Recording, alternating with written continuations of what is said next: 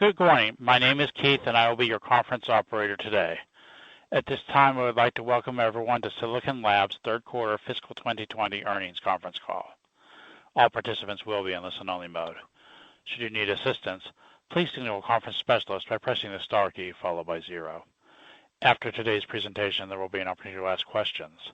To ask a question, you may press star, then 1 on your touch-tone phone. To withdraw your question, please press star, then 2. Please note, today's event is being recorded.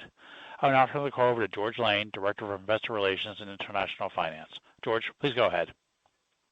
Thank you, Keith, and good morning, everyone. Tyson Tuttle, Chief Executive Officer, and John Hollister, Chief Financial Officer, are on today's call.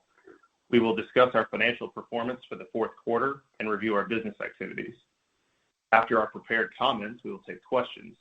Our earnings press release and the accompanying financial tables are available in the Investor Relations section of our website at www.silabs.com.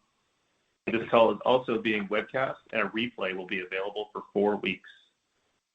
Our comments today will include forward-looking statements subject to risks and uncertainties, and we base these forward-looking statements on information available to us as of the date of this conference call, and assume no obligation to update these statements in the future. We encourage you to review our SEC filings, which identify important risk factors that could cause actual results to differ materially from those contained in any forward-looking statements. Additionally, during our call today, we will refer to certain non-GAAP financial information. A reconciliation of our GAAP to non-GAAP results is included in the company's earnings press release and in the Investor Relations section of the Silicon Labs website. I would now like to turn the call over to Silicon Labs Chief Executive Officer, Tyson Tuttle. Thank you, George. In the fourth quarter, Silicon Labs had record revenue, bookings, design wins, and the largest opportunity funnel we have ever had. Our IoT business had a second consecutive record revenue quarter with strong wireless growth.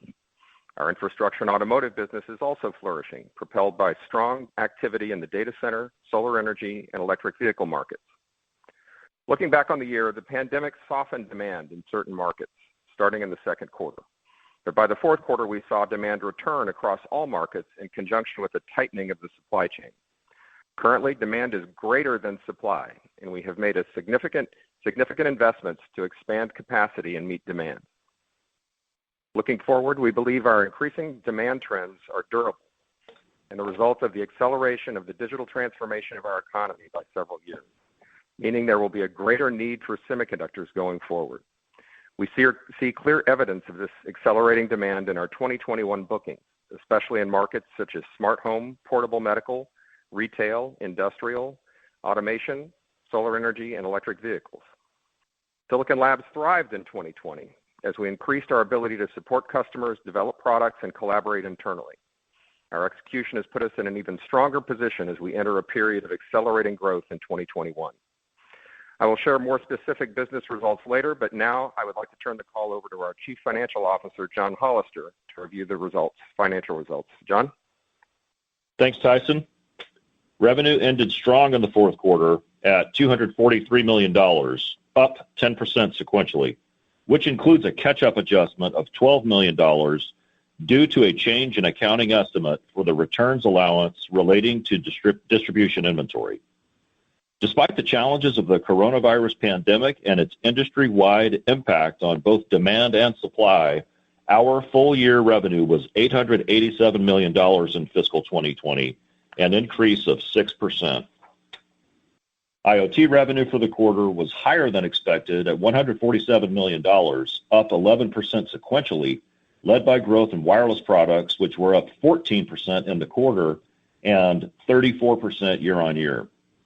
In the fourth quarter, we saw the strongest growth in our industrial and commercial IoT products, with a broad-based recovery among industrial customers, ramps in commercial lighting and electronic shelf labels, and a rebound in building starts. Smart home and consumer products were also up in Q4. For the full year, IoT revenue was $514 million, up 5%. Infrastructure and automotive revenue in Q4 ended at $96 million, up 8% sequentially. Isolation and ProSlick products were both up in Q4. Timing was about flat. Overall, broadcast was also flat, with consumer down seasonally, offset by a recovery in automotive. For the full year, infrastructure and automotive revenue was $373 million, up about 7%. Turning to end markets, revenue from industrial, communications, and automotive were up in the fourth quarter, while consumer revenue was roughly flat. Geographically, revenue in the Americas was strong in the fourth quarter on IoT growth. Sales into Europe and APAC also increased from the third quarter. Distribution sales were 80% of total revenue in the fourth quarter, and we ended Q4 with DSI at around 47 days, down from 48 days at the end of Q3. Bookings were very strong in Q4 due to healthy secular growth drivers in the business, particularly our IoT wireless products, combined with unusual customer ordering patterns based on the strength of the demand recovery, low customer inventory levels, and a tight supply chain situation.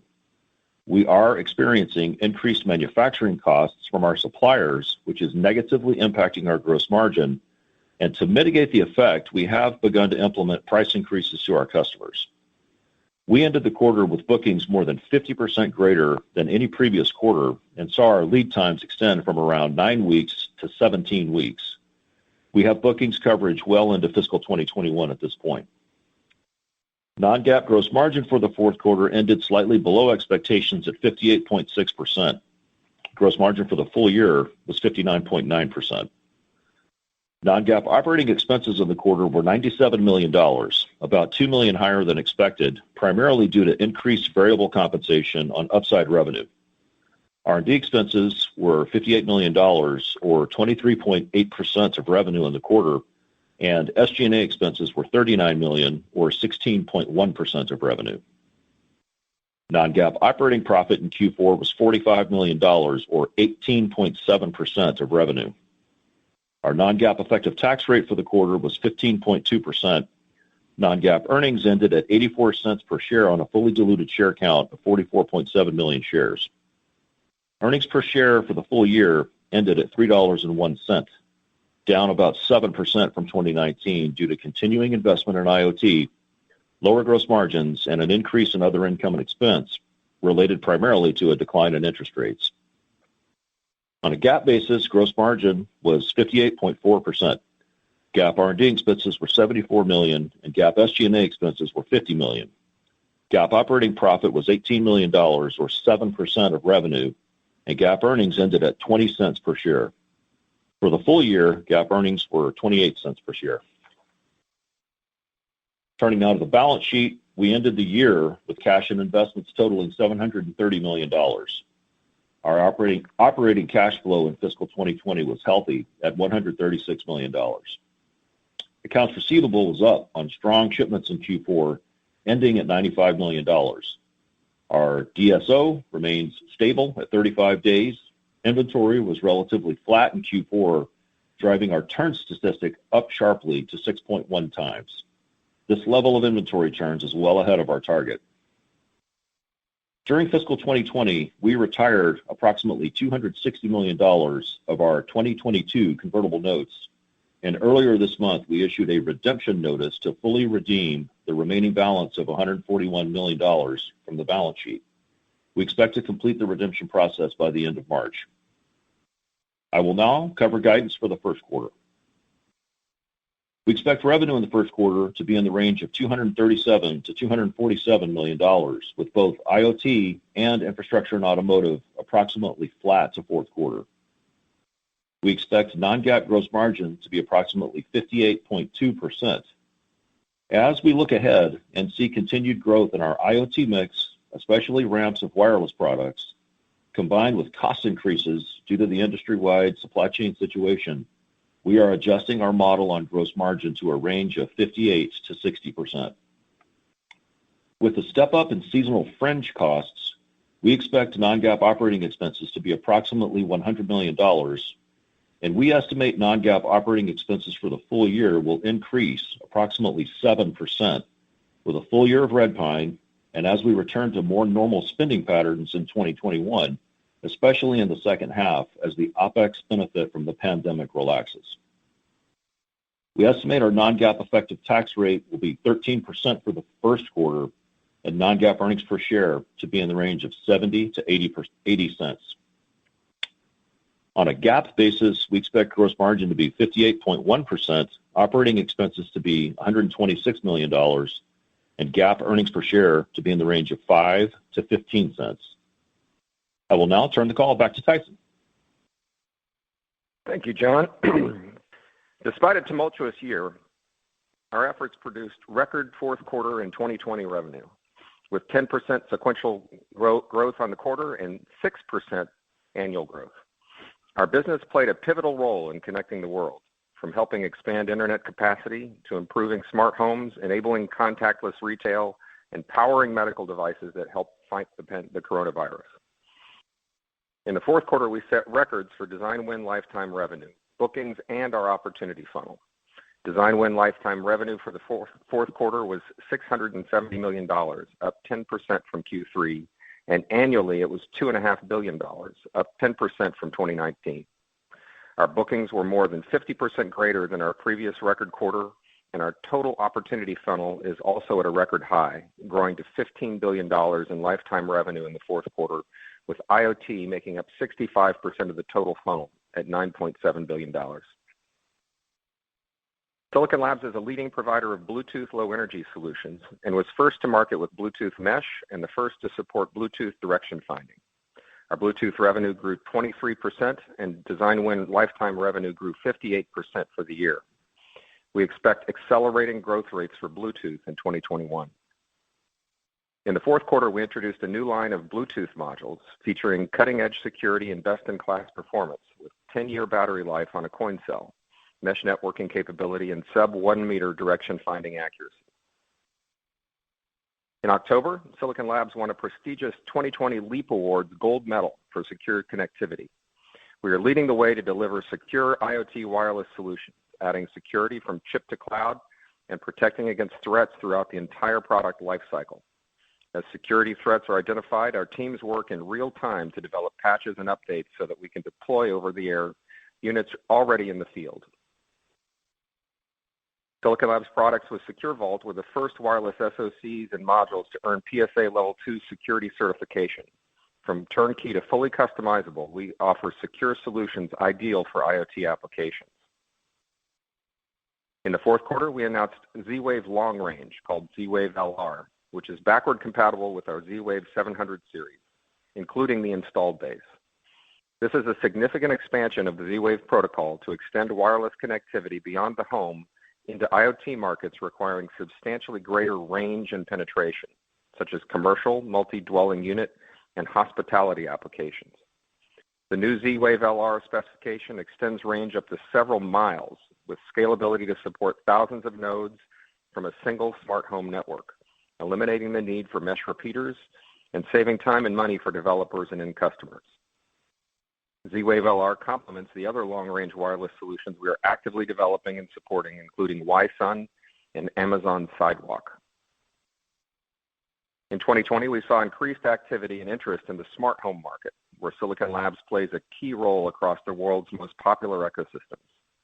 In December, we announced a collaboration with Orvibo, a leading provider of artificial intelligence-driven smart home solutions, to develop a new line of products leveraging Silicon Labs' Wireless Gecko Series 2 SoCs. Our SoCs reliably connect smart home control panels and switches to many applications, including automated lighting, curtains, HVAC systems, and wireless home security devices. We are also excited by the IoT industry's growing collaboration around efforts that make IoT devices easier to use and more interoperable, both key elements to ensure the long-term growth and success of the market.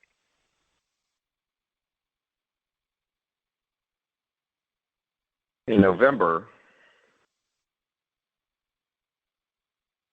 the Zigbee Alliance announced a new working group focused on adding support for commercial buildings for the Project Connected Home over IP, or CHIP.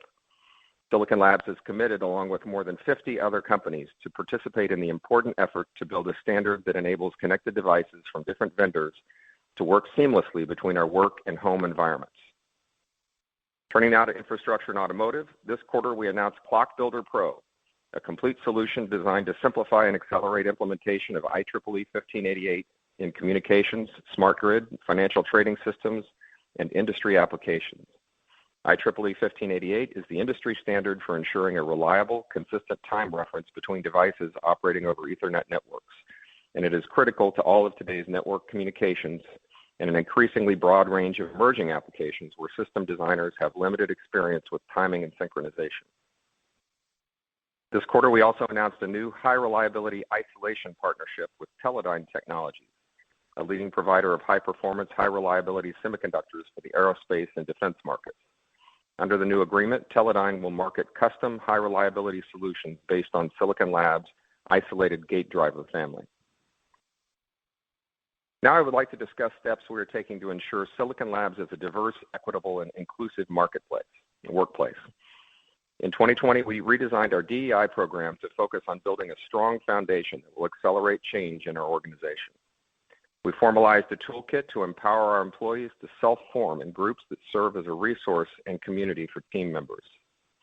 We are creating more pathways for underrepresented talent and building a diverse candidate pipeline to help ensure the technology leaders of tomorrow more accurately reflect our communities. We also began holding regular diversity, equity, and inclusion workshops that are available to all our global employees, and we are partnering with external experts on understanding bias and promoting inclusion. Silicon Labs has formalized a set of corporate DEI goals as part of our executive bonus program, and the leadership team is fully committed and accountable for driving long-term change. 2020 was filled with many challenges and also significant opportunities and achievements. As we focus on all the great things in front of us in 2021, I want to take the opportunity to extend thanks and appreciation to our global workforce for their incredible dedication and focus displayed throughout the year, as we rallied around the company's vision and values to uplift and support one another, our partners, our customers, and the communities we live in.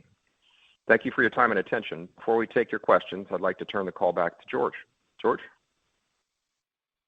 Thank you, Tyson. Before we open the call for the question and answer session, I would like to announce our participation in Morgan Stanley's Technology, Media, and Telecom virtual conference on March 3rd, and William Blair's 5th Annual Technology Conference on March 11th, both using a virtual platform. Additionally, I'd like to take a moment to talk about ESG.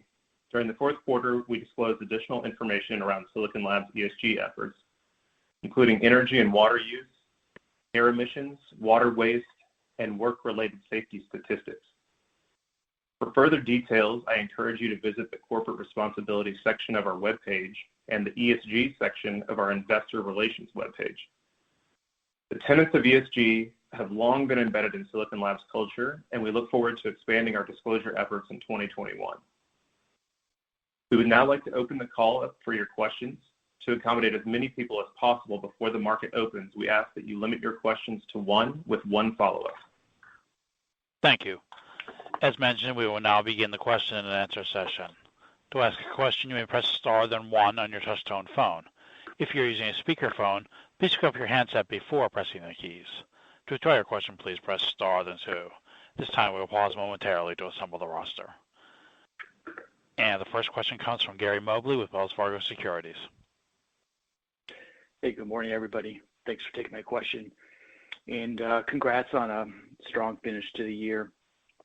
I wanted to start out by asking about some of the revenue-related variables for fiscal year 21. Can you help me understand, whether or not there's going to be maybe a 200 to 250 basis point growth headwind coming from the extra week in 2020 plus the $12 million in one-time related revenue in the fourth quarter? And then as well, just given how the fiscal year 21 is starting out, is there any reason to think that seasonality will be atypical this year? Hey, Gary, this is John. I'll take this one. On the, fiscal 2020 had the extra week, and it's hard to call it. It just really depends on how customers are managing their own supply chains. But, maybe a 1 to 2% effect from that is rational to think about. There is some catch up related to the change in returns allowance that we provided on the call. And more broadly speaking, given the strength of bookings that we are seeing, we very well may see some atypical behavior in the shape of our quarterly progression here, with what is clearly a strong first quarter. There is customers seeking to build some more inventory in their supply chains. Typically, first quarter is down in the industry, and including for us. So that will have some effect. We'll see how the year plays out, but certainly have very strong, durable, secular growth trends in the business as well. So we'll see how that shakes out as we work through the year. Okay. So my follow-up, I want to ask about the automotive end market. Is that end market now approaching 10% perhaps of your fiscal year 21 revenue? And can you characterize the strength you're seeing from that end market, and as well, how are your timing products for automotive progressing? Thank you.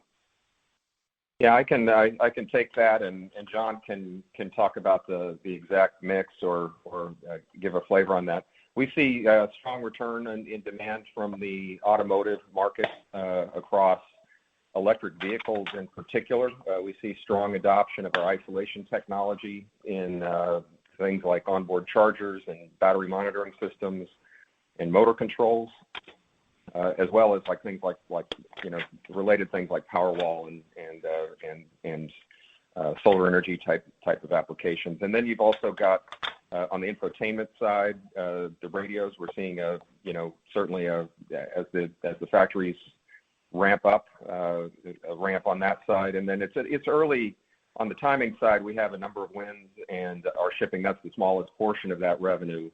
But overall, we see very strong demand on the automotive side, and really excited about the electric vehicle opportunity as we see the penetration of electric vehicles go from low single digits over the next 5 to 10 years up to 25-30% of the market, if not more. And just it seems like the pandemic and a lot of the activity that's going out there is continuing to accelerate that transition, and we're really well positioned on the electric vehicle side. Yeah, Gary, I'll just add, auto mix for Q4 and for the year was roughly 8%, and that's about flat from where we ended the prior year, 2019. And that's notable given that there was a pretty significant impact mid-year from the pandemic. We saw, of course, a good recovery there on the broadcast auto side, but the stabilization of that mix really speaks to the strength in the EV ramp that Tyson was referring to. Thank you, guys. Sure. Thank you. And the next question comes from Blayne Curtis with Barclays. Hey, good morning. Thanks for taking my question. Just kind of curious on the valuation allowance. Would that revenue impact one segment versus the other? And I guess as I look at the flat guide in March, I guess you're now showing some growth. Just any kind of color on the moving pieces there. Yeah, Blayne, no, you got that right about first quarter. And, the way to think about that, obviously, is the businesses that are more heavily distribution focused would see more of that. So you've got IoT as well as isolation, some timing being the primary product lines related to that. Gotcha. Yeah, I just also add, Blayne, that is revenue we would have realized, through the year. Otherwise, it was an accounting change in the way we account for distribution inventory that we were being a little conservative before. So it's real revenue for sure. Thanks. And then, Tyson, you made the comment that demand was exceeding supply. I was just kind of curious, any color in terms of is that impacting any revenue in the March quarter, and kind of any kind of perspective as to when you think you'll catch up? Yeah, I mean, our revenue in the March quarter is limited by our ability to supply. Certainly, our bookings right now are exceeding our ability to ship. We have secured capacity, throughout the supply chain, to continue to support customers, but it's very tight right now, and I think that's common throughout the industry. But the back end capacity, we've been able to secure sufficient back end capacity, and are really more now just limited on wafers, and working through getting additional allocation to support the ramps of new products and the run rate of activity. So we're being very well supported by our foundry partners, but for instance, TSMC is 40 to 50% overbooked for the year, and that just makes it very tight. And we're all working through it to support customers and prevent line down situations and things like that. But we're working at a very, very low inventory level right now, and we could certainly do more revenue this quarter if we could ship it. John, any comments on that? Nope, nothing further to add. Thanks, guys. Thank you. And the next question comes from Matt Ramsey with Cowen. Thank you very much. Good morning, guys. For first question, I wanted to ask, and this has been a theme of many of your peer company earnings calls as well, is higher input costs due to the tightness that you guys just talked about in the supply chain, and different management teams, I guess, have taken different views of how quickly and how, I guess, fully to pass on those input costs to the customer base. John, maybe you could give a little perspective on that relative to the change in your gross margin targets. Is this something that you guys can pass on pretty quickly and fully? Is this something you may pass on only partially in an attempt to gain some share, or any thoughts there would be helpful? Thanks. Yeah, Matt, I mean, we definitely are seeing an effect of the supply chain situation and some higher input costs out in the field. And we are taking steps, fairly broad-based in a manner to pass that on to the customer base. Some of that is well underway at this point. There's some more forthcoming through the course of next year. But that is an effort that's ongoing. Matt, I would just add that the cost increases that we're seeing are modest in nature while they are real. There's expedite charges. There's some, to secure additional capacity, buy additional equipment, a bit on the wafer side, but it's not that high, but it is impacting the gross margin, and we do have pricing leverage, and certainly we have a lot of customers that have asked for additional components, and so working through all that with the customers, it's our goal to fully offset the cost increase that we're seeing in supply chain with the customers. On top of that, just in terms of the gross margin, we've got product mix that's also in the that is pulling the IoT gross margins are in the high 50s, and as that product line ramps, that tends to drag a bit on the gross margins. And then we've also had the Huawei situation where our timing business, we're not shipping to Huawei, and so the timing mix is a little bit lower than it was in the past, and that's driving our change in the model. Got it. No, that's helpful, guys. Tyson, a bit of a longer-term technology question. I was interested in your comments about ZWave LR. Maybe you could expand on the technology a little bit. How would you compare, contrast it to things like LoRa or LTE Cat 1, Cat M for wide area access, and what kind of end market or industry partner sponsorship do you have for this new technology as it rolls out? Thanks. ZWave LR is really an extension of the ZWave protocol, which is really focused on the smart home and security applications. So you've got, let's say you've got a security system in your house and you want to connect another building, or you want to connect something in your yard.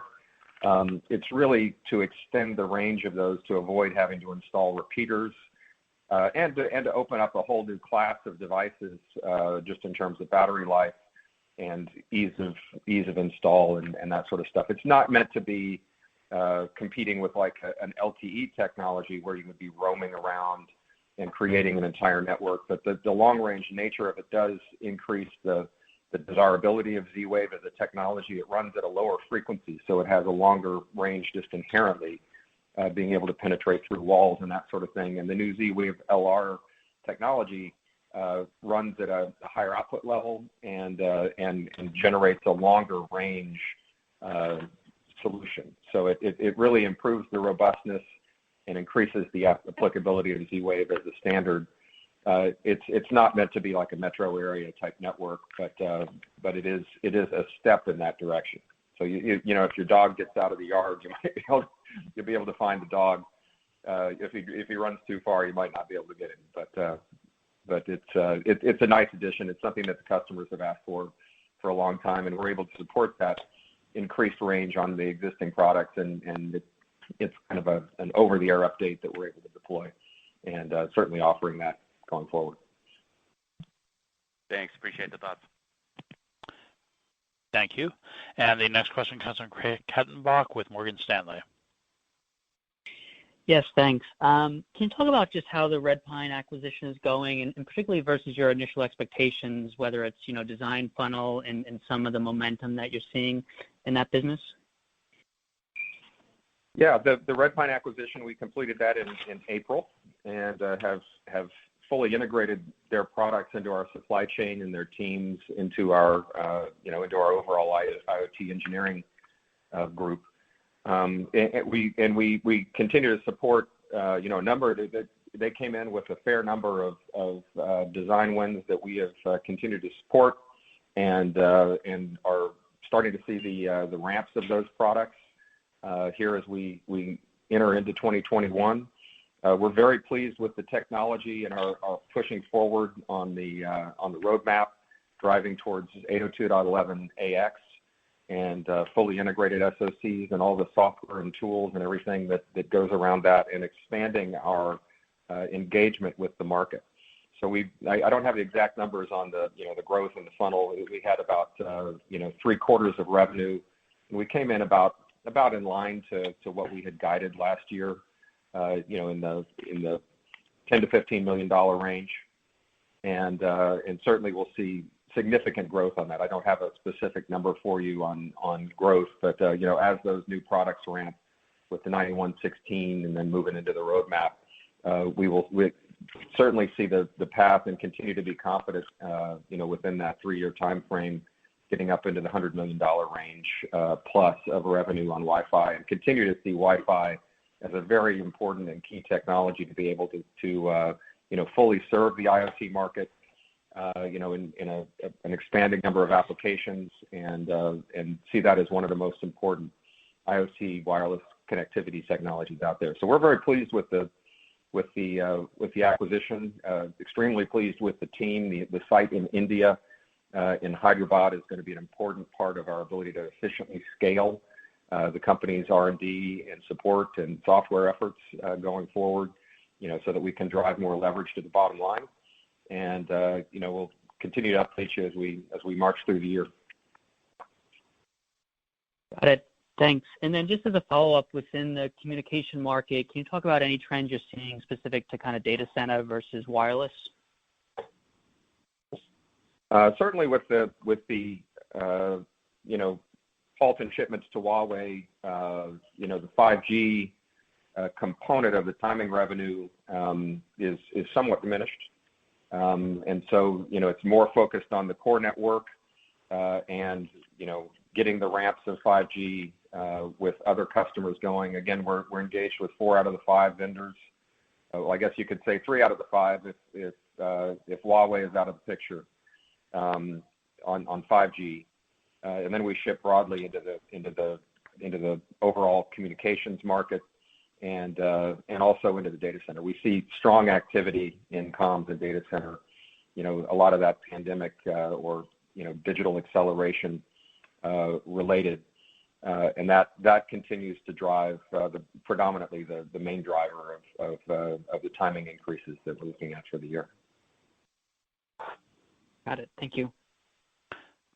Thank you. And the next question comes from Srini Pajjuri with SMBC Nikko Securities. Thank you. Good morning, guys. Tyson, I think last quarter you told us that your expectation for this year is to grow the business at a double-digit pace with the IoT, especially the wireless part of the IoT, potentially growing 30%. And given the strong start that you're seeing, any update on that? And are you feeling better about that target? Or I don't want to say it's a target, but are you feeling better, worse, or the same compared to last quarter? Certainly, as we enter the year strong, and Q1 is guiding seasonally flat on top of the revenue adjustment, we're actually seeing pretty significant growth coming here into Q1 and see that continuing, into Q2. We think these demand trends are durable, and our ability to continue to grow, so you've got durable demand trends, and then you've also got, increasing adoption, in particular in IoT and in the wireless area. I think that 30% target on wireless growth this year is certainly within range, if not being able to overshoot that. We'll see how the year turns out in the second half. And then you've got demand trends in electric vehicles, and in some of the automotive applications and some of the timing applications as well. So we're feeling good about 2021 as we enter the year. That double-digit growth and getting up into model is certainly within range.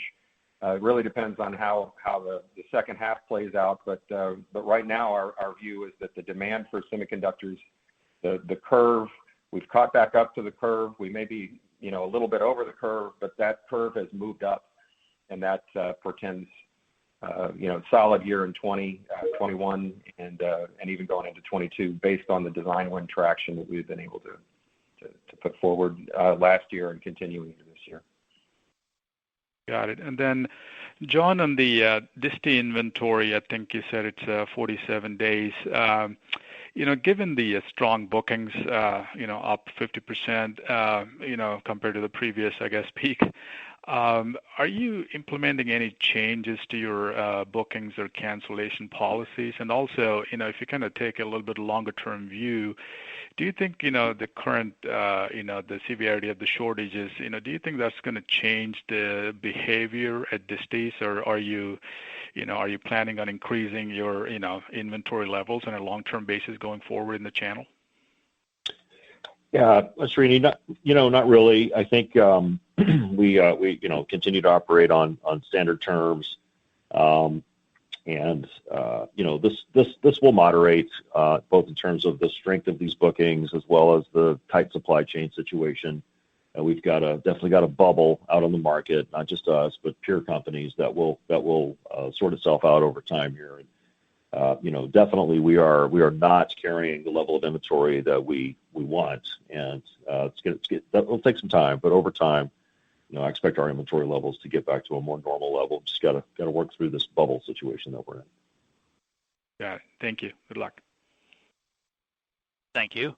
And the next question comes from Tore Svanberg with Stifel. Yes, thank you. First question for Tyson. Tyson, you've been talking about security for a while. Sounds like SecureVault is ready for prime time. How should we think about the financial impact of your security technology, whether enhancing gross margin in the IoT business, or whether it impacts the revenue profile for IoT? Security is an essential technology for the deployment of IoT, and we've been able to integrate class-leading security onto our devices. Think of it as having payment-grade security, integrated secure elements onto the devices, so you don't have to have one externally. That leads to a higher selling price. We've been able to do that at an energy consumption that's industry-leading, and so it gives us a higher level of differentiation. So I think it has both a gross margin and a revenue impact going forward. And this is a standard feature that we are enabling across our IoT portfolio. So we continue to enhance the capabilities of that, integrate that into our supply chain. You have keys. We will have the ability to enable software and features in the field that we can charge incrementally more money for. We will have the ability to sell software. Those are things that are not significantly impactful in 2021, but we see that as a significant long-term value creation and value that we can deliver to the customers, as these devices are connected to the cloud in a secure manner and are individually addressable, and you can control the features and control the software that runs, and manage the updates, basically device management. And there's significant opportunity in that. If you think it's that you're not just selling hardware, you're also selling services. But that is something that we are dipping our toes into right now. I mean, mostly we're selling chips that are highly differentiated and they have a great set of features. But the ability to have this bulletproof security integrated onto a large number of devices creates additional business opportunities for us going forward. That's very helpful. And as my follow-up, you mentioned TSMC 40-50% overbooked. I mean, it doesn't sound like there's there's going to be some alleviance there anytime soon. So do you have contingency plans, or at least starting to think about perhaps working with a few other foundries? Because it sounds like the overbooking is going to stay around for a while. Yeah, and I wouldn't say that situation is confined to TSMC, and I'm not sure that folks or at other foundries are doing any better. And we do work with multiple foundries, depending on the product mix. TSMC has been a great partner for us for the history of the company, and and as we're entering this situation, are a great partner for us, and helping us to secure additional capacity, where possible, and we think that we will be able to, to manage through this in a manner that we can continue to serve the demand of the customers. It's very, very tight right now, but to be able to navigate through this, you can't just move a design into a new foundry very quickly. But we certainly have the ability to do that long term. But TSMC is a fantastic partner, and we are, looking at, how do we make sure and ensure, really looking at this on a longer term basis. How do we make sure that we ensure the capacity that we need to grow the company from, close to $1 billion rate today to $1.5 billion, $2 billion, and making sure that we've got the partnerships in place to be able to drive the ramps and new products that we see in front of us. And so I have confidence that the fabless model and the partners that we have, in particular on the foundry side and certainly on the test and packaging side, that we'll be able to execute on that. Sounds good. Thank you. Thank you. And the next question comes from Raji Gill with Needham & Company. Yes, thank you, and congrats on the momentum. John, you talked about long lead times and bookings coverage well into 2021. I just wanted to raise the issue about double ordering. What are your thoughts there? As a follow-up to Srini's question about extending the kind of cancellation window at your customers. How are you kind of managing through that potential risk of double ordering? I know the demand is extremely strong and it's probably going straight into production, but just wondering how you're thinking about that given the tight supply. Yeah, Raji, I mean, it's really just ensuring that our customers are being served to the best possible extent here, given the strength and the broad recovery. I mean, really looking back, we saw the pandemic suppress demand in the second quarter, and customer inventory levels get drawn down significantly. And in reality, some of the demand drivers did not really settle back as much as people had concerns about back mid-year. And now that the demand has even increased from there, it's put a real strain on the overall supply chain. It's difficult to ascertain.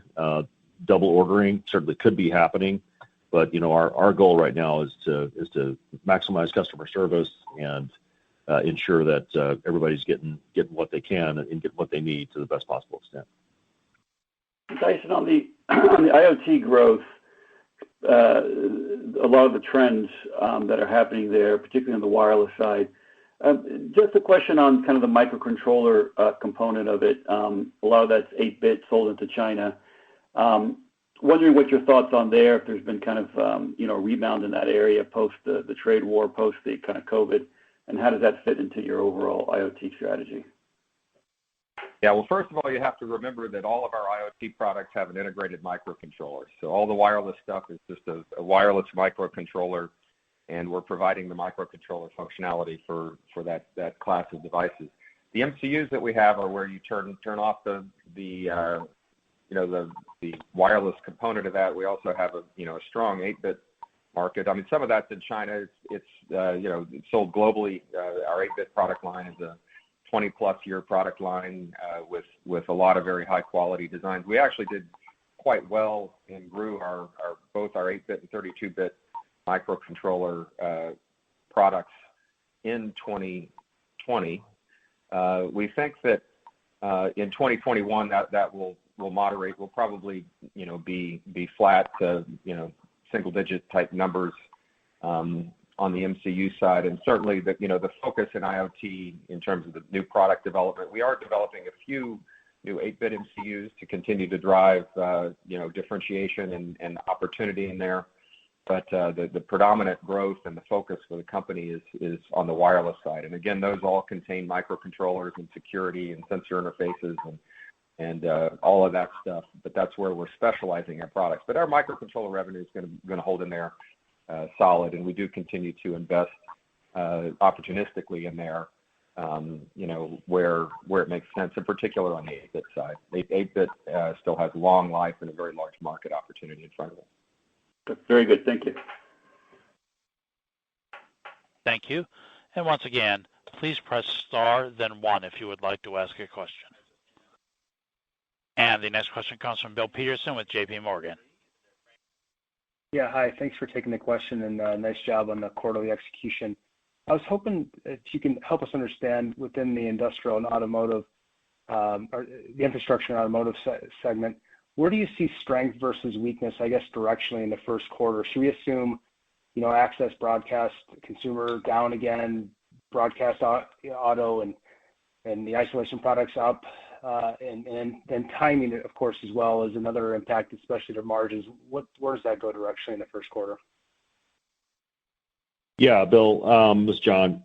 So we expect some of the legacy access products to decline, moderating a bit from the fourth quarter. That would include the SLICs, which had a strong fourth quarter here. We expect timing to grow in the quarter and also see some continued strength in isolation. So it's consistent with the trends that you would expect for first quarter there. Okay, great. And then I guess related to the questions on gross margin, you changed the target model, but I guess a lot of these things we can think about it at least becoming, I guess, better over time, the supply constraints and so forth, especially as we look into next year. So I guess what's the strategy for changing that now, and should we assume you could get back into the 59 to 61% next year, assuming the supply constraints ebb from here? Yeah, Bill, really it's a function of mix as well, as Tyson indicated earlier in the call with IoT and wireless IoT coming up. That mix could change. If we saw something something additional happen with Huawei or saw timing really take off. But at this point, given the strength of IoT and how that's affecting the overall mix, in addition to the cost situation we talked about earlier, that we felt it prudent to go ahead and adjust the model. Okay, thanks for that. Okay. Thank you. I would now like to turn the call back over to George Lane.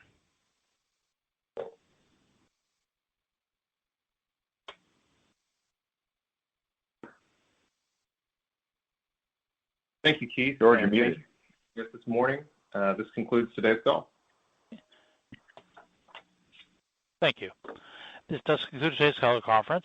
Thank you for attending today's presentation. You may now disconnect your lines.